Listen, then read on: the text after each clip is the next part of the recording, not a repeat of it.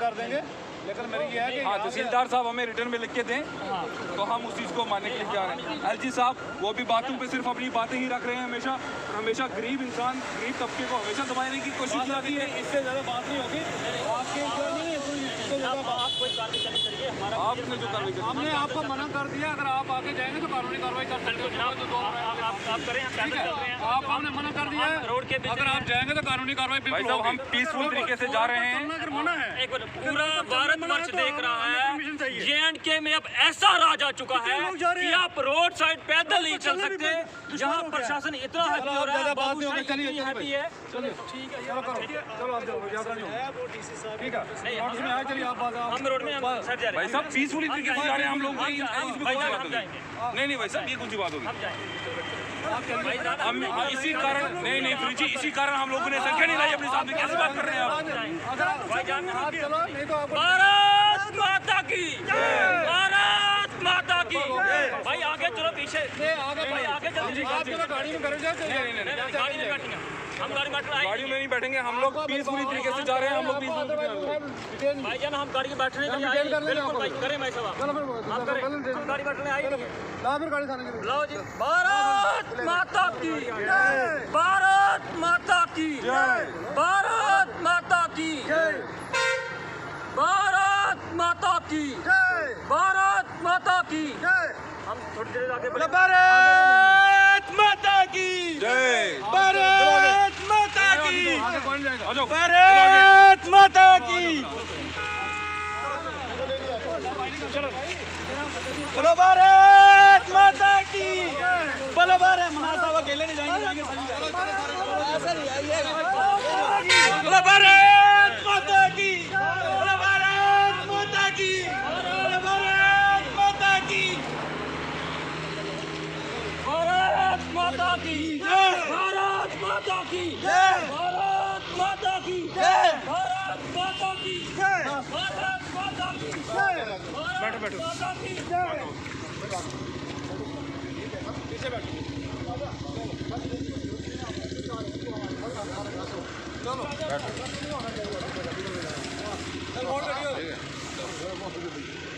और किसी ने जाना तो भारत माता की।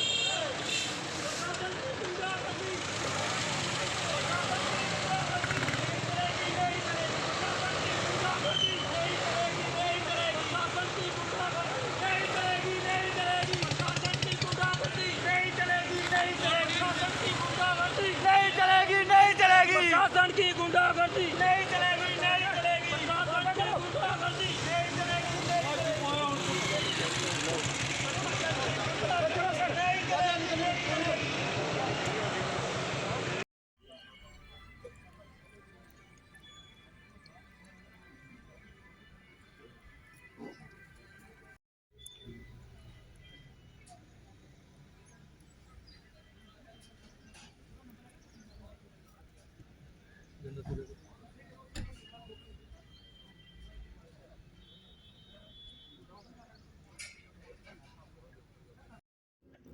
यात्रा का कोई मकसद नहीं था किसी का, लेकिन ये एक मजबूरी आन पड़ी है, क्योंकि हर आदमी इस वक्त डर के माहौल में जी रहा है। किसी ने मकान का काम शुरू किया तो उसने वहीं बंद कर दिया, क्योंकि उस पर ना कोई टीन डाल सकता ना छत डाल रहा है, क्योंकि उसको ये श्योर नहीं है कि इसका जो ज़मीन उस पर जिस ज़मीन पर वो मकान खड़ा कर रहा है क्या उसकी बढ़ेगी या रहेगी या नहीं रहेगी। तो इसलिए हमने ये पुरअमन एक पद यात्रा जो है रजौरी से जम्मू तक हम निकाल रहे हैं, ताकि प्रशासन को, सोए हुए प्रशासन को जगाने के लिए कि ये जो हमारे लोग हैं, हमारे डोगरा लोग समाज के लोग जो हैं, जो ज़मीनों से वंचित हैं, आज तक उनके पास 2-2, 5-5 मरले ज़मीन से ज़्यादा कोई ज़मीन नहीं है। इसके अलावा अगर सरकार को कुछ एक्शन लेना है तो जो लोग ज़मीनें बेचकर जा रहे हैं, इसका मतलब उनको ज़रूरत नहीं है तभी बेच रहे हैं ना। तो जिस आदमी को ज़रूरत है वो ना ख़रीद रहा है ना कुछ नहीं कर रहा है। तो जो लोग ज़मीनें बेचकर जा रहे हैं, जिनके पास बाहक मरूसी हैं, तो इसका मतलब ये नहीं है कि वो अपनी ज़मीन का गलत इस्तेमाल कर सकें। उनकी वजह से हमारे डोगरा समाज के लोग जो परेशानी में पड़ सकते हैं। तो दूसरी बात यह है कि जैसे कुलदीप जी ने बताया कि 47 से पहले से जो लोग जहाँ रह रहे थे उन लोगों ने 47 के गदर में हर आदमी डिस्टर्ब हुआ, कोई भी आदमी अपनी जगह पर नहीं रहा। तो जैसे जो पुंछ से आए हुए लोगों को अपने मालिकाना बाहक मरूसी मिले, इसी तरह सब लोगों को एक सरकार क्राइटेरिया तय करे कि कम से कम 48 कनाल या 50 कनाल ज़मीन है। अगर वो ज़मींदार कहलाता तो उसके पास ज़मीन होगी तभी ज़मींदार होगा ना।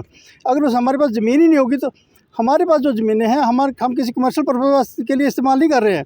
हमारी ज़मीन का मकसद है अपनी रोजी रोटी कमाना, सरकार के लिए भी काम करना, अपने के लिए भी काम करना। और आपकी तरफ से एक जो रैली आप यहाँ से जम्मू तक लेके जा रहे हैं, इसका क्या मोटिव है? क्या ऐसी स्थितियाँ बन गई कि आपको यहाँ से जम्मू जाना पड़ा? कुलदीप मनास किसी माँ का बच्चा, किसी बहन का भाई, किसी बुज़ुर्ग का बेटा। जहाँ तक बात है पैदल यात्रा की, जहाँ से लेकर जम्मू तक जाना, 70 साल में पहली बार ऐसी नौबत आई है। प्रशासन और आम जनता के बीच बहुत बड़ा खालीपन हो गया है, एक गैप मैं बोल सकता हूँ। लोगों में एक डर, एक वह है कि हमारी ज़मीन छीनी जाएगी। जैसे कि एलजी साहब ने बोला है कि छोटे जो गरीब लोग हैं उनको बख्शा जाएगा और जो बड़े रुश्तेदार हैं, जहाँ अमीर लोग हैं, उनसे निकाली जाएगी। बिल्कुल हम सब लोग इस बात से सहमत हैं, मगर उसका पैरामीटर तय हो, एक सर्कुलर बने और वो समाज में आए। लोगों के अंदर जो डर है वो डर ख़त्म हो। हम इसी के लिए पैदल यात्रा करेंगे। डोगरा समाज आज तक वंचित रहा, उनको मालिकाना हक नहीं मिले। जैसे 1947 में पीओजो के हमारे हाथ से खो गया, उसके बाद बड़े से लोग जो वहाँ से उजड़े हमारे भाई वो इस तरफ आए, कुछ शंब पलां खोट उस तरफ से हमारे पास लोग आए। उन लोगों को राइट मिल गए, मगर उन्होंने अपने आप को एक नाम दे दिया रिफ्यूजी समाज। उनको बेनिफिट्स मिले। जो लोग मल्ला पुखरने इस क्षेत्र से उजड़े, वो बहुत बड़ी तादाद में कस्टोडियन ज़मीन पे बैठे हुए हैं और फॉरेस्ट लैंड पे, स्टेट लैंड पे उनको मालिकाना हक नहीं मिला। मैं बोल सकता हूँ एक ही स्टेट थी जो पीओजे के आज पाकिस्तान का हिस्सा है, पहले वो जम्मू कश्मीर का हिस्सा था। एक ही स्टेट में 2 कानून नहीं हो सकते। तो ये हुआ हमारे साथ, किसी को राइट मिला। जिन्हें जो लोग उजड़े सबको राइट मिलना चाहिए था। आप रजौरी से लेकर जम्मू तक जाएंगे, बहुत सा डोगरा समाज आपको दिख जाएगा जिनके पास अपनी कोई ज़मीन नहीं है, या कोई ठहरा भी है जिनके पास मालिकाना ज़मीन भी है, वो उनके पास कैसे है? उस समय गरीबी थी, वो ख़रीद नहीं सकता था। वो जैसे जो जिनके पास ज़मीनें थी उनके घर काम करते थे, उन्होंने किसी ने 1 कनाल, किसी ने 2 कनाल, किसी ने 5 कनाल, वो ज़मीनें उनके पास मालिकाना हक है।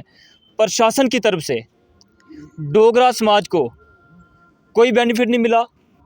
मैं चाहता हूँ जनाब, मैं आपके माध्यम से एलबी जनाब की तरफ से एक गुजारिश सरकार को कहता हूँ कि जो हमारे ये लोग हैं, ये सदियों साल से यहाँ के रहने वाले हैं। 300 साल इनको ये हो गए हैं। इसी धरती माँ में इन्होंने 2.5 गज ज़मीन भी लेनी है और ये हमारी धरती माँ है। इन लोगों को इतना डर है कि ये रोज़ी रोटी अपनी जिस ज़मीन पर कमाकर, एग्रीकल्चर लोग हैं, 85% लोग तो ज़िम्मेदार हैं। उन ज़िम्मेदार लोगों को अगर मकान नहीं होगा तो ज़मीन नहीं है, तो फिर को क्या कहाँ जाएंगे? इस मुसीबत में हमें ये बहुत ज़्यादा डर है। एलजी साहब का हम शुक्रिया अदा करते हैं तादिली से कि उन्होंने कहा है कि गरीब लोगों को नहीं छेड़ेंगे, लेकिन हम उनसे ये रिक्वेस्ट करते हैं कि कोई ना कोई ऑर्डर निकालें कि कितनी एक एग्रीकल्चर को ज़मीन देंगे, वो अपने बाल बच्चे को कैसे पालना है, उसने क्या करना है। हमारे लिए तो शेड्यूल ट्राइब के लिए कहा था एक फॉरेस्ट लैंड एक्ट देंगे, अब वो भी नहीं है। तो जो लोगों के पास, जो लोग, हमने 3 बार मार खाई है, 47 की, 65 की और 71 की, और हमने हिंदुस्तान का झंडा उठाकर रखा है। हमने किसी को कुछ आज तक ऐसा नहीं किया। हम यही गुजारिश करते हैं सरकार से कि जैसे बाकी लोगों को, जैसे ये कह रहे हैं रेफ्यूजियों को हकूक़ मिला है 48 लाख, उन जैसा हमारा भी हुकूक है। वही हमारी माया ज़मीन है। हम भी अपनी ज़मीन में इसी में पैदा हुए हैं और इसी में हमने जाना है। हम अपने इस धरती माँ के लिए जान देने के लिए तैयार हैं, लेकिन हम जनाब से यही गुजारिश करते हैं कि हम लोगों को भी एग्रीकल्चर के लिए जनाब एक ऐसा हुक्म निकालें जिससे लोगों का ये डर ख़त्म हो जाए। इसकी यात्रा